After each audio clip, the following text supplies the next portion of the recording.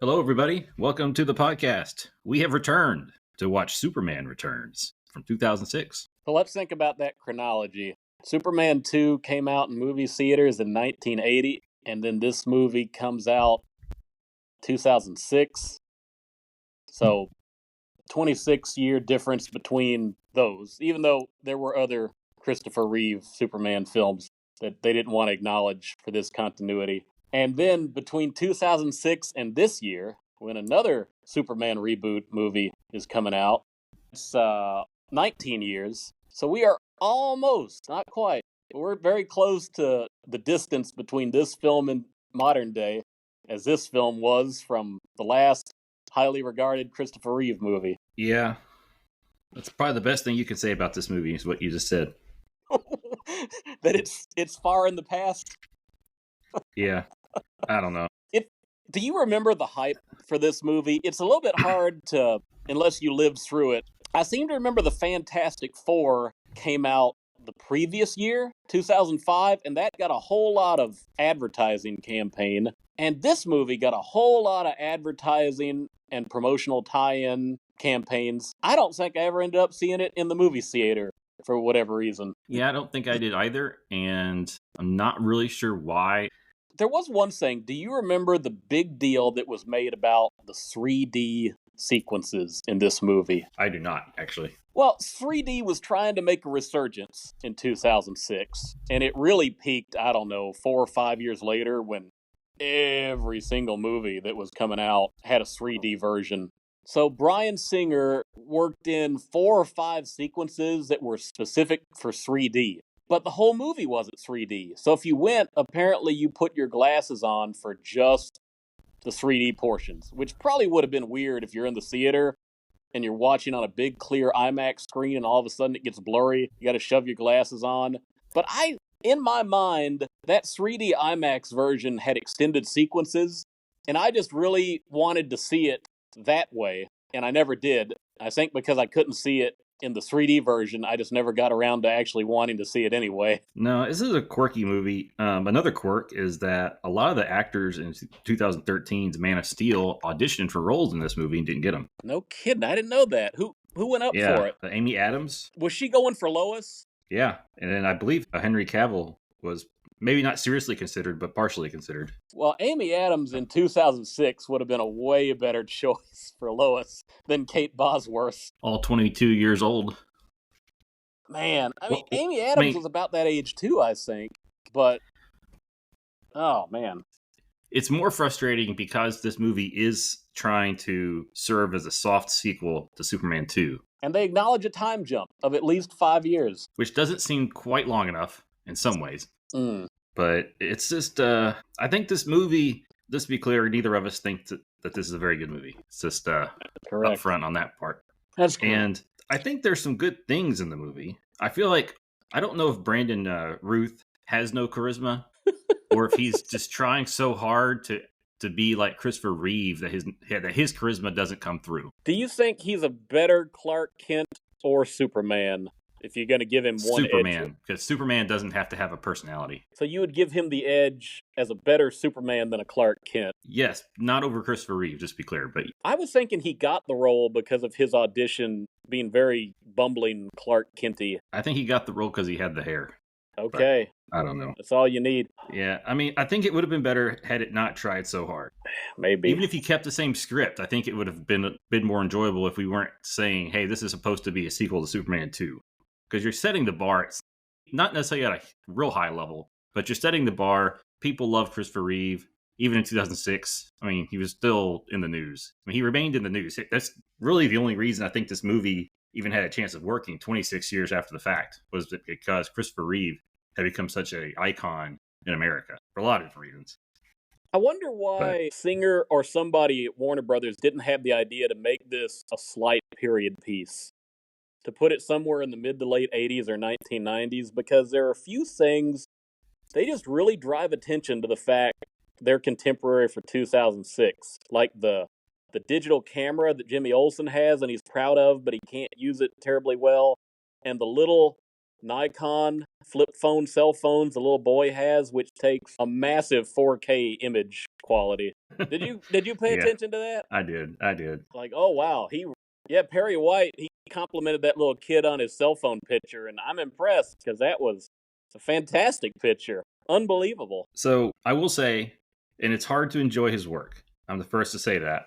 It's been a little while since the news has happened, so it's a little bit easier now than it would have been like 2 years ago. Kevin Spacey for 2006 was the perfect Lex Luthor. I'm not saying the script is good, That's fair. and he didn't play it as campy as what's his name, Gene Hackman, Gene Hackman, which I and miss. I mean, Gene Hackman had a likable quality in his villainy. it worked for those movies. Yeah, even at 2.5 hours, which apparently this could have been a little bit longer. There's a rumor of a 3-hour cut to the movie. Well, those IMAX scenes that you talked about, Bryan Singer has said in interviews those scenes are lost because they were converted to the 3D and they can't be put back. So one of them was an alternate opening when Superman does visit the barren, somewhat destroyed Krypton. And that's where it goes badly for him because basically the whole planet turned into kryptonite. And so he had to make a dramatic escape in his little crystal pod. I found that on YouTube. So I say bull on why it couldn't have been put on the DVD as a special feature because I read that somewhere. Okay. Yeah, well, ironically, at least one of the scenes in particular cost $10 million to make. Oh, they man. ended up cutting it, but yeah. Did it at least get that? Is there confirmation it showed up in a 3D IMAX showing of the movie? No. Man, not at all. I saw it on YouTube. I didn't think it was that big a deal. It does work a little bit better. Okay, so it might be Superman Returns, an IMAX 3D experience, was released simultaneously in 111 IMAX theaters, including 20 minutes of converted 3D film material. What's it? That put it close to that 3-hour bit. All right. The language in the article is a little messy because then it says one of the key scenes Singer took out was the Return to Krypton sequence. So yeah. I don't know if he took it out of that release or if he took it out of the movie in general. $10 million. I watched it. I didn't think it was $10 million worth of added content. Huh. So ironically, the movie got good reviews from critics. I mean, not like universally great or anything, but it got overall good reviews. I'm reading off the back of my DVD from Richard Corliss of Time Magazine. It's beyond super. It's superb. And David Anson of Newsweek. Superman soars. Its imagery is breathtaking. Are either one of those magazines still in print? I don't know. On Rotten Tomatoes, it's at 74%, average rating of 7. Metacritic, it is 72 out of 100 off 40 critics. And then audiences on CinemaScore, it averages a B+ right now. How come it didn't get a sequel if people liked it that much? And it made money, right? 300 million or so domestic? It made money, didn't necessarily make a profit. Apparently, they spent a lot of money on promotional stuff. So I'm looking for it. I got it here. I'm scrolling. That's fair. Yeah, so the budget was somewhere between 204 and 220 million. And then the box office was 391 worldwide. It made just over 200 domestically, I think. Oh, I saw it hit 300 domestic. That was a really good benchmark in those days. I might be wrong. It might be 300, 100. Can you 100 believe... seems kind of small. But anyways, after you add the promotional stuff, you're talking it might have made 20 to 30 million. Singer was pretty irritated. He's like, the movie made 400 million. You're telling me that's a disappointment? I just thought the reason it never got a sequel was because it made money, but nobody really loved it after they saw it. That was what stuck in my brain. Very Man of Steel-esque.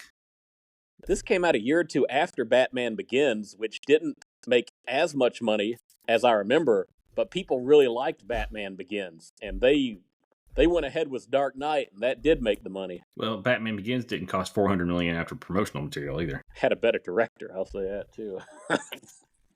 Yeah. Now, this movie and The Man of Steel, and what I expect the new James Gunn movie, I think they're all going to have the same problem.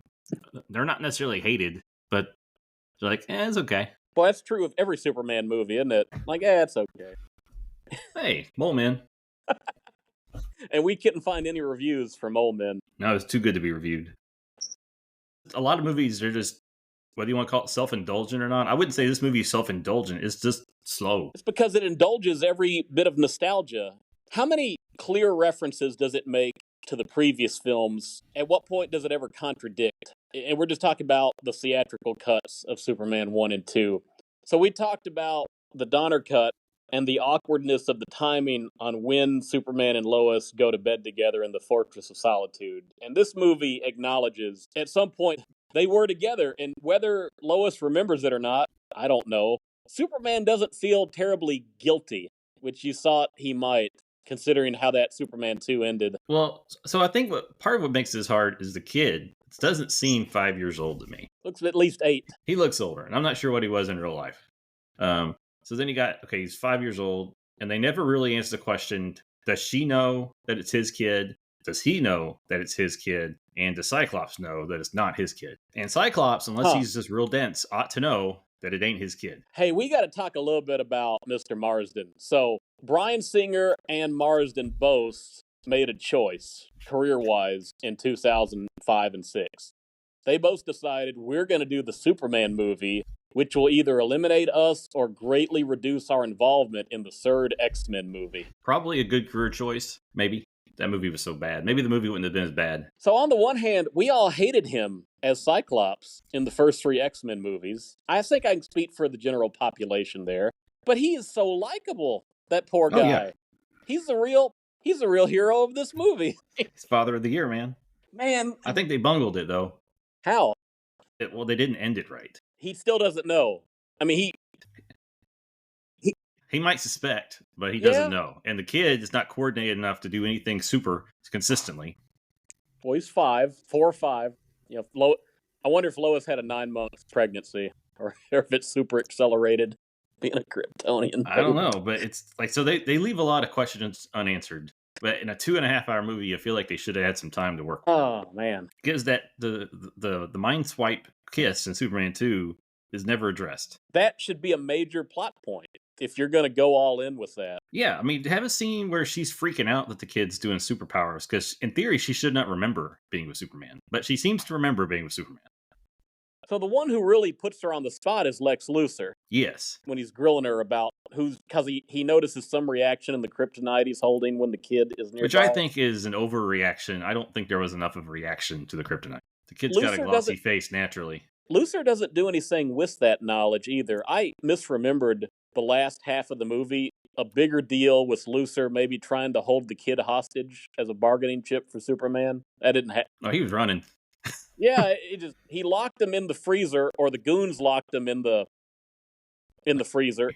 And there's no other. Lois and Lex and the kid don't have any other scenes together after the kid kills the guard with the piano, and the other goons lock him in the freezer, and they report to Luthor, and he says it's time to go, and that's it. Yeah, I mean, I think he's afraid of the kid at that point. Okay, but he has kryptonite everywhere. I know. I don't know. It's so kryptonite. There's little bits. There's bits and pieces in this movie that are good, but it's not as a whole anything to write home about or spend 2.5 hours of your life watching. If you had a script for how you wanted to tackle stuff, but my mind's just all over the place with questions on this movie. Kryptonite was a big plot point in the original Donner Christopher Reeve Superman movie, and Lex Luthor had a piece, and he used it to throw around Superman and leave him for dead. And Miss Teschmacher removed it. And then Superman 2 is curious because there's no kryptonite anywhere in the movie, even though it would have made a lot of sense for Luthor to get kryptonite and use that as the bargaining chips over the Kryptonians. Because he keeps trying to bargain with him for Australia, but he has no leverage other than knowledge of Superman.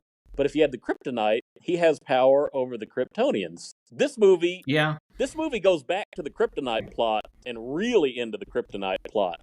Luthor decides he's going to make his own continent that starts as a Fortress of Solitude island and grow into a continent somehow by combining the Kryptonian Jor-El crystals with kryptonite. I'm a bit confused on all that happens. Well, the idea is that the crystal will pick up the properties of the minerals around it. So I guess in this case, the kryptonite would be the mineral. So in the first movie, the crystal bonds with the Arctic ice in the Arctic. Okay. Or it's just crystal. It's a little unclear. But yeah. I wouldn't call what he created in this thing beachfront property. Let's just put it that way. No, it's ugly. And how does it grow like kudzu? Because that's not really explained either. When Superman created Fortress of Solitude, it didn't just keep growing. It stopped. Well, less nutrients in the soil. What can you say? Oh, man. I All right, so we can do a real quick summary, like a real Yeah. quick, like 2 minutes. So Superman's been gone for 5 years because apparently astronomers discovered the remains of Krypton. Question: why did it take 5 years? Yeah. Because he's He, gone for 5 years, he misses Luthor's trial and he gets released from prison, who then marries a rich widow and gets her fortune as she dies. I'm wondering, is the widow Um, played by Noelle Neal? she is. I meant to Ah, bring that up. We got some cameos here from the old people. So she played Lois in the serials pre George Reeves. and the TV show, second season on. And then I think it was Jimmy Olsen from the show was a bartender, if I got that right. Oh, I didn't catch him. So, Oh, anyways, Superman is unable to find surviving people. So he pops back up to the Daily Planet 5 years later and apparently gets his job back. yeah. He learns that Lois Lane is now engaged to Perry White's nephew, Richard. Another Richard. Oh man, so many dicks. Yep. And apparently they have a 5-year-old son named Jason, who we will call Superboy, I'm sure, for the rest of this podcast. Yeah. And she's won the Pulitzer Prize for an article, Why the World Doesn't Need Superman, which she's going to receive the reward for during this movie. I don't think she ever makes it. Wait. It's on a plaque on her desk, isn't it? Well, apparently there's some kind of ceremony that night. That's what I she's didn't getting catch dressed that for. plot point. If that's what was going on. I believe that she was supposed to be on her way to that when she took her kid and hijacked a boat. So she presumably only wrote that article that year that Superman would Apparently. finally return. Sounds like it. Huh. Okay. So then Luthor, out of jail, travels with his girl to the Fortress of Solitude, well, some goons, to the Fortress of Solitude to steal Clark's crystals. And then he does an experiment with them that wrecks a little train set like an old 50s cowboy movie. That was a good scene, the train set. I did like that. Very I did nice. like that. Now let's give due respect to the Addams family. That's the real reference there. Train sets blowing up. Okay. Yeah. So the experiment causes a power outage on the East Coast, at least a big chunk of it, which interferes with the flight test of a. It was really confusing. It was some kind of rocket on an airliner, which Lois Lane was on, covering the story. Seems a very unnecessary invention to me. Seems a very expensive plot point. Okay, it was. So they give us a dramatic action sequence. Yeah, that was the sole purpose of that. And then, so Clark flies in action, or changes in action. He's kind of in the middle of the street. He's not very discreet in this movie. He had to have that big camera shot. I have a memory that may not exist of him looking for a phone booth and not finding it. I have a memory, but I don't know if I don't know. If I think there is a reference to a phone booth or the idea of changing in a phone booth when he runs out of the planet. Okay. But then he flies up and he gets the shuttle into the sky, and then he stops the plane from crashing, a la Batman Rises, I think. Oh, you're talking Dark about Knight in a Rises. Sports stadium. So Yeah. Dark Knight Rises. Yeah. With Dark Knight Rises, that may have been real people. You basically have 80,000 CGI little people in the stands. Can't afford that many extras. Yeah, they filmed it at the Pittsburgh Steelers game for Dark Knight Rises. I thought that was a ridiculous sequence, but for the Superman one, it's kind of fun. The big airplane. So all the stuff I've read there. So in the real time, the movie starts 5 minutes 21 seconds into the runtime. Very extended opening scene, opening credits. Oh, so Luthor gets the crystal at 21 minutes and 48 seconds. We discovered that Lois is a mom, did the article, and has been engaged at the 26-minute mark. Ooh. A full episode. Yeah, we haven't even set up the characters, what they've been doing in the past 5 years. Yeah. And then the plane sequence where Superman gets the plane down at 42 minutes into the movie. All right. Hitting the stride, and it slows down again, right? Yeah. So we're a little less than a third into the movie at this point. At what point did the dogs cannibalize each other, or one of the dogs eats the other? I don't remember that. What? Really? Oh, man. I remember Luthor threatening to eat a dog. That's at the end. Now, in the beginning of the movie, when Noelle Neal I watched this over like a 4-day period. I might have just forgotten. When Noelle Neal dies, do you remember she had 2 little doggies that were licking her hands? Yes. Do you remember how Luthor says, everybody get out of the house, it's mine now, or something to that extent? And he walks out, and he throws his wig to the little girl. Yeah. So when he finally comes back to the old lady's house, which he is the legal heir of, this is after he's been to the Fortress of Solitude, you have not Miss Teschmacher, but Miss Kitty. Miss Kitty looks over and she sees one dog next to a big pile of fur and apparently some fake bones. Okay. Yeah, where there I were remember 2. that vaguely now. And then she carries the little cannibalistic doggy with her the rest of the movie. Okay. I remember that now. Some people were traumatized by that. I wasn't traumatized. Just too much came afterwards to remember it. That's another reason not to make a 2.5 hour movie. Oh man, When you forget about a cannibalized dog, it's like, this movie too much completely going on. forgets about it. Yeah, like you would think if you're gonna do that dark, you would kind of, I don't know, make the dog have sort of a sadistic quality, but No, they kind of make a joke at the end, I guess, with Luther threatening to eat it. But why shouldn't he? Unless he gets abducted by aliens, because he has no options unless Superman came to save him. true. All right, so the world's real happy that Superman has returned. The chief is very happy because he gets to sell newspapers again. We were still reading them in 2006. Yes, we were still. We were.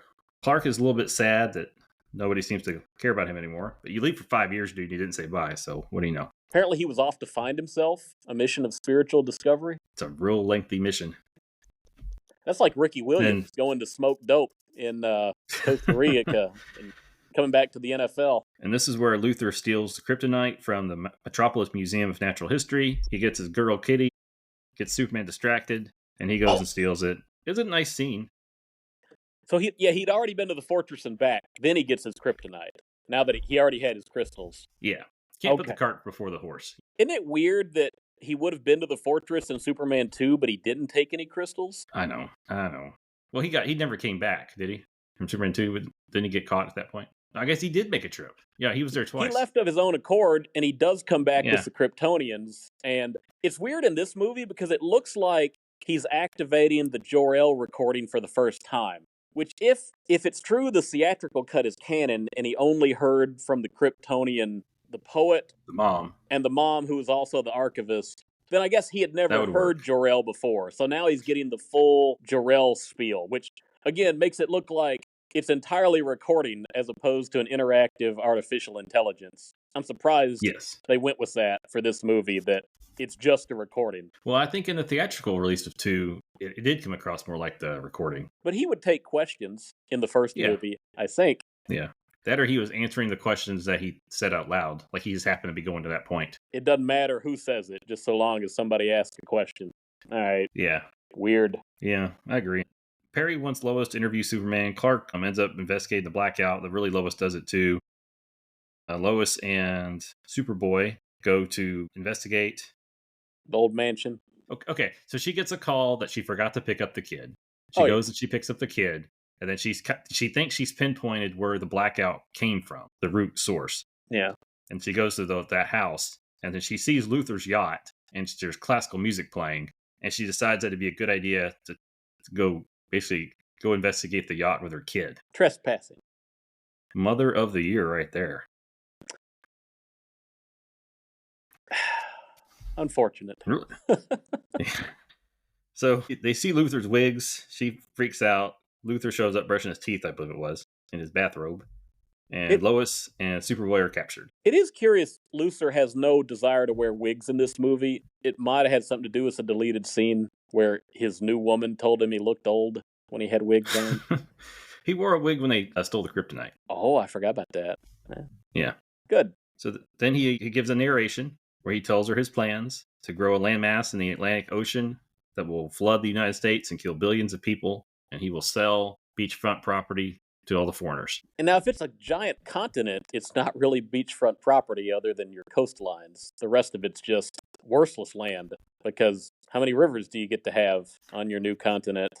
In his mind, he's got some alien technology infused in the land that he may be able to take advantage of. I don't know if there's anything to that or not, though. Probably all made of kryptonite, too. I mean, maybe you could put some crystals in and have, like, projection screens, like drive-through theater. Why not? But, I don't know. Allegedly, Jason has a reaction to the kryptonite. I still don't see it. He just looks like a wheezing asthma kid to me. That's his name, Jason? I'd forgotten the name of the kid. Yeah, okay. His name was Jason. Yes. Jason, listen to mommy. Oh, he does. He does. This could have been a horror movie if they'd have played their cards right. Maybe the sequel, he could have been Bizarro. Superman versus Jason. That's what they could have titled it. Yeah. So, all right, so Luther throws the crystal via, like, a cannon into some body of water, and it starts to grow. And they just leave one henchman to guard Lois and the kid. They have a little piano number. That was a nice scene. Kind of weird. It was. It was very weird. It was very Tim Burton-esque, I thought. when he took his little cap off and he had a big skull tattoo on the back of his head, I thought he was trying to make it dance to the music. Like he was trying to contract it. I think he was getting it to smile. I think that's what he was doing. Oh. I mean, it's weird. The one guy who dies in this movie is not the worst guy in the world. No, he's just doing his job. Entertaining a little kid as he does. And still trying to... I mean, he gets a little too rough with Lois. Let's acknowledge that. But... She started it.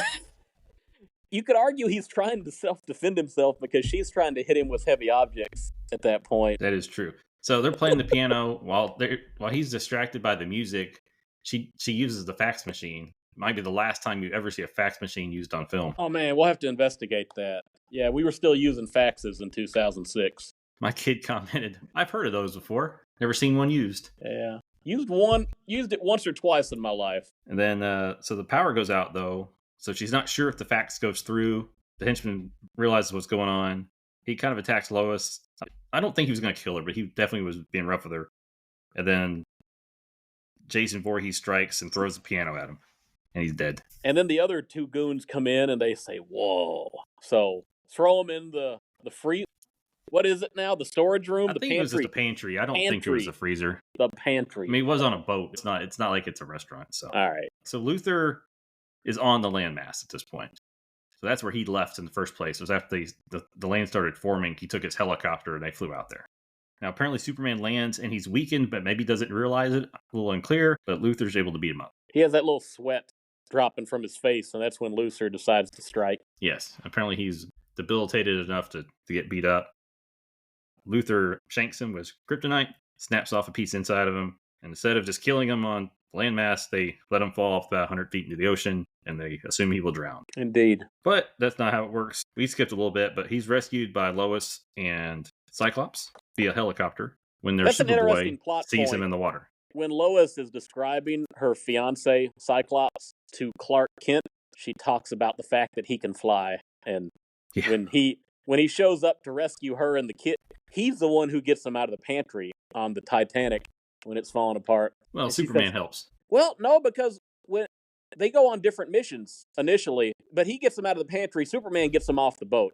But when she asks Cyclops how he got there, he says, I flew, because his own little Sea Duck airplane. Yeah. Well, let's not go back to that part of the movie. Too long. Yeah. So Lois gets the kryptonite shard out of his body. Superman regains enough strength. Does she get it all out? I was confused on that. I think there must have been a little sliver in there, or when he was moving the landmass into the sky, he got another sliver and some hands or something. Yeah, I wasn't sure when he got that injury. She at least got enough out where it wasn't going to debilitate him. It seems to be the effect of kryptonite on Superman in this movie is not exactly, one, canon, but two, consistent. Because I would think even if he had a sliver in his side, he shouldn't be able to fly up and recharge at the sun. He probably wouldn't have that kind of strength. Well, I think if you're standing on top of tons and tons of kryptonite, you wouldn't be able to be standing either. Maybe not. Like, historically, as he got closer to it, it's a problem. Even a small amount. Yeah, so if you're on enough, I mean, he should have grown some kind of cancerous growth as soon as he landed. Maybe that's what the sequel would have been about. Yeah. Superman remission. I don't know. Superman tells them bye, flies up real high to get a good recharge from the sun, and goes back down to Lex. And what happens next? Gotta lift that rock. Yeah, so he burrows into the ground with his heat vision. And it's not real clear what he's doing initially. And I was thinking to myself, I'm not really sure what he's going to do about this. But he basically separated that section of the Earth from the Earth and then lifted real hard, basically touching kryptonite and flying at the same time. It does show that it's wounding him a little bit, I will say that. And he lifts it just far enough for it to float away and not come back to Earth. And then he falls back to Earth, even though he was at the same place that the landmass was. Now, I was thinking... I'm not so sure about those physics, but, whatever. I was thinking the movie's about over, but I think there's 20 more minutes after he does that. I probably marked it. Yeah, so he falls back to Earth, lands in the middle of a metropolis forest, and we're 2 hours and 12 minutes into the movie. So, yes, about 20 minutes left. Man.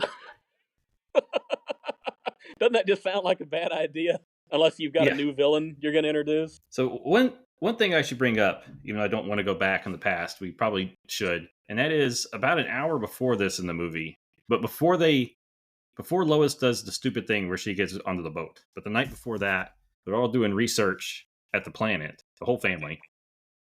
And Cyclops goes to get food for the two little boys, Superboy and Jimmy Olsen. They go out to get some food. And Lois goes to smoke on the roof.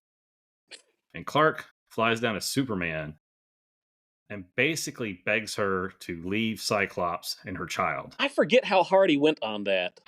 Elaborate for me. Well, she basically says, I can't do this. I have a kid. He's like, well, just fly with me for a minute. And he flies with her for like an hour and a half, it seems like, showing her all this cool stuff. Basically, like, I know he can fly, but he can't fly around like this, like a big flex. And then he lands, and like they almost kiss. They almost kiss. So it's not that he does anything outright completely shady, but he's playing with the gray area, so to speak. Now his argument is, wait, he doesn't know that's his kid at that point, does he? Oh, He does not. so yeah, being a guy who can fly, he has not a leg to stand on at this moment morally. No, not at all. And again, it was his decision to make her forget. Was the kiss? And he's not apparently good at math. He should know that the math doesn't line up. If the kid's really 5 years old, then like he's been gone. His age, it's screwy. Anyways, back to the present. Luthor's henchmen get killed by something falling on them. And it's just Luthor and Kitty, and they escape in a helicopter. Kitty throws away his crystals. She's been remorseful the whole movie. You could tell she's kind of torn. And she doesn't want billions of people to die. Now, they're already going to die because he already built his little Luthor land. But, whatever. It's weird how it's going through the motions of the first movie with Miss Teschmacher, who was concerned about her mother being in New Jersey when the nuclear warhead was going to hit. And we don't see them again, other than they have a scene where they reveal that they've run out of fuel, and they're on this little island's a strong word. An island the size of a front yard, basically. And he's throwing their coconuts that they have 6 coconuts, and he throws a couple of them into the water and threatens to eat the dog. But it's weird when they put that in the movie, because that comes right in the midst of whether we're supposed to think Superman's going to die in the hospital or not. And they cut to that. If this was a modern movie, that would have been one of the end scenes, the bonus scenes. Probably was intended to be that, but the studio probably wanted a laugh in the middle of all that. But again, to get a laugh, you threaten to have a dog being eaten. That's a little bit odd decision there. 2006. What do you know? Luthor. Superman is basically in a coma. The public takes him to the hospital. They pull out another shard of kryptonite, whether it's from the first stabbing or from where he was moving the new kryptonite moon. They can't really do anything else with him other than take his clothes off and put him in a gown. The monitor is just his pulse. Apparently nothing else. They try to inject him and it doesn't work with something, or take his blood. Yeah, they didn't have a real good plan, you could tell. But when they're treating him, he flatlines. Then later he's got a pulse of 40, so I'm not sure how that works. It happened in the comics once. I don't think he regained a 40 in 15 minutes. No, he didn't. No. Cyclops, such a good guy, offers to drive Lois to the hospital to see Superman. The kid wants to come with her. Lois and Superboy visit Superman in the coma. She whispers in his ear. We all assume it's that he has a son named Jason, who has a machete. And then he leaves, and then they show a scene where a nurse walks in, and Superman has got himself dressed and flown away. Yeah, they conveniently left his suit in the corner for him. Yeah. I was thinking they ripped his shirt off when they got him on the hospital operating bed, but I guess they didn't. They pulled it off. It's stretchy. Yeah, okay. It looks like spandex. Plastic in this movie. Everything about his costume looks like plastic. Sort of his hair at times, too. Plastic leggings. What can you say? I don't know. It's a leggings costume. I guess it's supposed to be leather, but it just, everything, all those sequences that are big CGI, they look plasticky to me. That's a big critique I have of this movie's visuals. Yeah, it's funny how CGI in that era looked very plasticky, and then it got kind of good for a while. And then I think as the resolutions kept getting better, it's kind of looking all plasticky again. Yeah, fair enough. Anyways, so Superman, they show him at Jason's house, and the kid's sleeping, and he's reciting the speech from his father, Jor-El. It's a good speech. It's a nice little thing. He says, "You'll be different. Sometimes you'll feel like an outcast, but you'll never be alone." The son becomes the father becomes the son. And then he swoops off, is leaving, I think wakes the kid up. Yeah, after he kissed him or something like that. Yeah. Lois is trying to smoke a cigarette on the front lawn. Her kid pokes his head out the window and says, "Bye, Superman. Come back. See you soon." And then She looks up and Superman's there. I don't know if he was going to stick around for Lois or not. Yeah. But he basically says, I'll be around. Wink, wink. We'll make sure Jason has some super friends. He already did the spying on the house earlier in the movie. He never really gives Cyclops his due for his role in this movie either. No, the last thing we see Cyclops do is drop them off at the hospital. So maybe she already ditched him. Here's another weird thing. Clark Kent has no other appearances in the movie after he and Cyclops decide they're going to try to go find Lois. That's the last interaction. Correct. That's the last time we see Clark Kent. He has no other appearances, to my knowledge. And that's like an hour. Yeah, it's another distinction between these movies and the originals. Was a lot of ways those were Clark Kent movies that happened to have Superman in them. I think most good Superman stories are largely Clark Kent stories. That's just my opinion. I'm among those people. I prefer the idea that Superman is the disguise rather than Clark Kent is the disguise. That's the big debate I think you'd have with Superman fans and movies. But I think with the animated shows, you can get away with it being more super-centric because you don't have to have a big budget. And honestly, Superman villains, a lot of them are kind of like Flash-esque. Like, they're just not that great. They're hit or miss. I'll give you that. They're very Jack Kirby-ish, which I don't think translates to screens very well. Anyways, the movie pretty much ends. Lois is writing an article, Why the World Needs Superman. And, yeah. Okay, that right no there. Cyclops. When she's staring at her word processor laptop or whatever, and she's got writer's block, I was thinking that's the perfect opportunity for us to see Superman flying backwards around the world and time going in reverse again. Perfect opportunity if he wanted to do it. I think he should have gone back 5 years and then not slept with Lois and created a bastard child. Or he could have still allowed that, but once he knew there was nothing to find on Krypton, he could have just made the decision not to go hunt for Krypton for 5 years. He already mind-swiped her. Lois is about to be pregnant and not even know how. Oh, that way Clark Kent can step in and be the dad who was there. The super dad. Yeah, so in conclusion, Lois and Clark and Lois, Superman, they are the worst parents ever on film in this movie in so many different ways. Oh, yeah. Not good. Not good. So, and then not only are they bad parents, but Superman never tells Cyclops how thankful he is for raising his child for him. I believe you messaged me at one point. He should have had the custody papers so he could put those signatures on it. Yeah.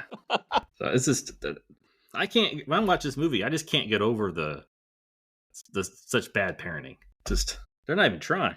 Other than Cyclops, who you hate in his normal roles. Well, but he's good in this one. I said in a previous recording, it gave him great practice for teaming up with the Easter Bunny in the movie Hop, which came out, 2012. And then again, taking a kid on in the form of a superpowered blue hedgehog in 2019 Sonic the Hedgehog.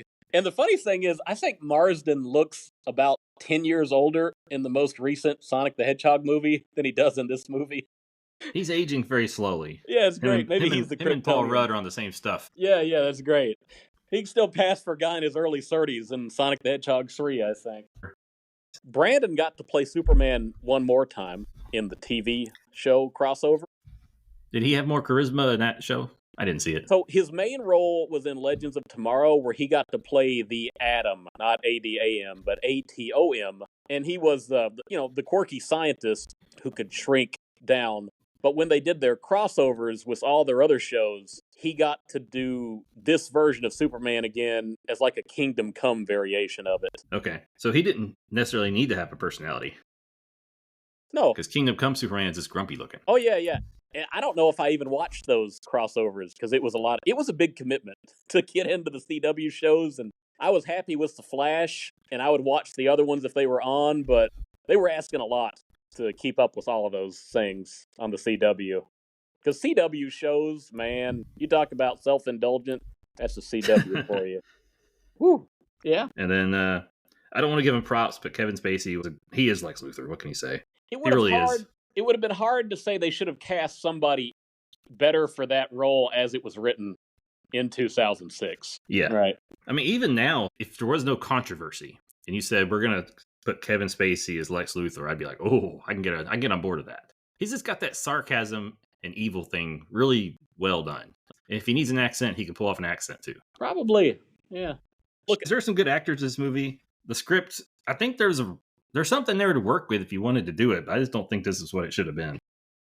And Bryan Singer more or less said so as well. The movie's probably about 30 minutes too long. Apparently, he cut 15 minutes of it late in the game, so it could have been an hour 45 or 2 hour 45 minutes if he made a last minute decision. So he convinced the studio not to do test screenings, but he did show it to some of his close friends or entourage, or whatever you want to call them. Yeah, and then based off their recommendations, they trimmed the 15 minutes. I always feel like you should keep trimming these things like this till they get down to a reasonable time. Close to 2 hours as you can comfortably get away with. Yeah. I mean, you're going to have 5 minutes for the opening credits. You got 5 minutes for the end credits, or maybe even 10 minutes. So you can go 2 hours, 10 minutes or so. But the actual movie, if you're going to go for 2 hours, like, you got to have a good reason. So Marlon Brando was back for this movie. Does his sequences hold any weight for you? I guess his voiceovers. I couldn't tell you what's new because we just watched the Donner cut, so that's why it's kind of tricky. So I was like, a lot of that stuff was going to be Superman 2 dialogue, like the father becomes a son and all that jazz. That was from the bargain they make in Superman 2 when he gets the powers back. But because that never had come out until a year before this movie did or so, that would have been new at the time, something to use in this movie. Yeah. So yeah, I think if we hadn't just watched Superman 2, like I think I was more impressed with it when I saw this the first time because I hadn't seen the Donner cut. Once you see the Donner cut, this is like, whatever. Again, it's just a recording, which sort of takes some of the magic out of the original movies. Yeah, agreed. What's the best moment of this movie? What's the worst moment? Let's see here. So I think the scene I disliked the most, even though it wasn't that it wasn't well done, it was probably one of the better done scenes, was when he flies Lois around trying to win her back. Yeah. That just struck all the wrong chords for me. Yeah. I don't know. There's a lot of decent scenes, but nothing really stands out. Like, I didn't think the CGI was good enough when he was keeping the plane from crashing. So that was kind of anticlimactic, kind of hokey. If they had made a sequel to this movie, where do you think would be the best direction to go with it? In terms of future, you got Luthor on the little island. So if you're going to keep Spacey, I'd like to see him kidnap the kid and make him into Bizarro. All right. I have a little bit of a different idea on that, but it ties back into that Luthor on the island notion. You got to do something with the island, too. I'm not sure what that would be. I'd incorporate both islands, the one Superman threw into space and the one Luthor is on. We introduce Brainiac in the sequel, the Kryptonian artificial intelligence, or just the interstellar traveler who wants to preserve all knowledge of civilizations. And somehow he's able to dig up the crystals and learn about Krypton, and he's able to take Luthor with him. If he doesn't find the crystals, maybe he gets Luthor because Luthor watched all the crystals. So that explains how Luthor gets off the island, and maybe Brainiac has taken control of the Kryptonian space island.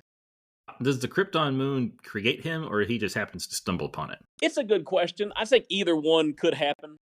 But it's not a Galactus cloud, right? No, it's a real Brainiac person. Okay.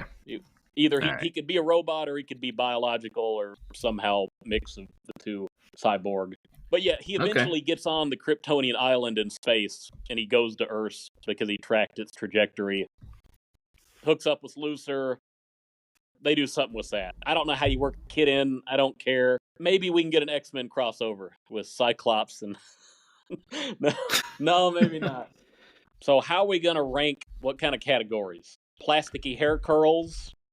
Or water-based airplanes? Kryptonite crystals? Eating cannibalistic doggies? What else you got? Luthor wigs. Yeah, we'll go with Luthor. I like Luthor wigs better. So I'm going to go... This is tricky. Because if we do review Superman 3 and 4, I'm not sure where this is going to end up being comparatively. This one had a bigger budget, remember that. This one had all the money in the world to do whatever it wanted. Yeah, I feel like I'm being nice. I'll give it 2 out of 5. Well, I was previously on record saying I would rather watch the 1984 Supergirl movie over this. And I still stand by that. Not because I love the 1984 Supergirl movie, but I am more entertained by it. And I forgot what I gave Supergirl. I think I gave it 2.5. If I remember correctly, we both were pretty much right in the middle. Like, it wasn't horrible. It wasn't good. It was a little bit long. Not as long as this. So, because of because of the sheer weight this movie carried in scope, in budget, in trying to be a legacy sequel to the Reeve films, and for as much money as they spent on experimental CGI and IMAX 3D and its plasticky overall look, I'm going to give it a 1.5 balls of hair and go, I'm going to undercut you for once. Hey, you got to take it when you can, man. Yeah, 1.5 balls of hair. It's not that it's altogether terrible, but considering everything that was invested in this movie during the decade when superhero movies were experiencing a renaissance, kicked off by X-Men and Spider-Man and taken to the next level by Dark Knight and Iron Man and the Avengers Phase 1, this movie is a 1.5 out of 5 balls of hair. I think that's fair. I mean, I think one of the problems with this movie too, and maybe it's because of the budget, but it's like there's nothing in this movie that's good. Oh, but yeah. you wouldn't necessarily say anything in the movie visually or the plot is just outright wretched. It's just like it's 2.5 hours of mid. Oh. Meh. And you got to sit through that. Whew. Yeah, and even the action scenes, like they're not that impressive. Nope. So it's just there's not a whole lot of action. There's no real villain. I mean, Lex Luthor's a villain, but he's not doing anything for action scenes. This movie needed an Ultraman. Needed something. All right, well, that's been Superman Returns. Sometimes what the world doesn't need is a Superman, but a super dad who's always there, as opposed to just the nick of time. So, we salute you, James Marsden. Yes, sir. You raised Superman's son. You're an American institution. All right. Thanks, everybody. Bye-bye.